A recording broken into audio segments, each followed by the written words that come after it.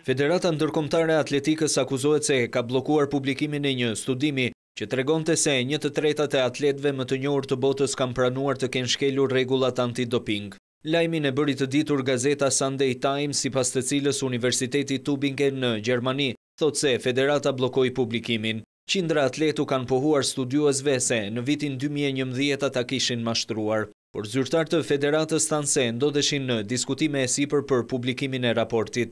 Universiteti Gjerman sqaroi se studimi është një projekt i pavarur kërkimi shkencor dhe nuk është autorizuar nga Federata Ndërkombëtare e Atletikës. Shtyrja e publikimit pa dhënë një arsye shtypje e dukshme e lirisë së shprehjes. 4 vjet më parë një skuadër kërkuesish akademik intervistuan qindra atlet në kampionatin botëror në Korenë e Jugut.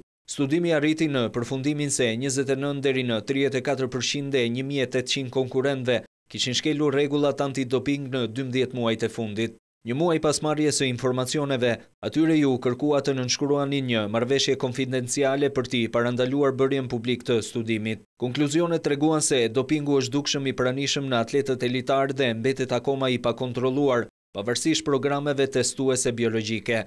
2 ekspertë antidoping zbuluan se nga viti 2001 deri në vitin 2012, 1/3 e medaljeve përfshirë 55 ari u fituan në lojra olimpike dhe kampionate botërore nga atletë që shfaqën teste dyshuese për sa i përket dopingut.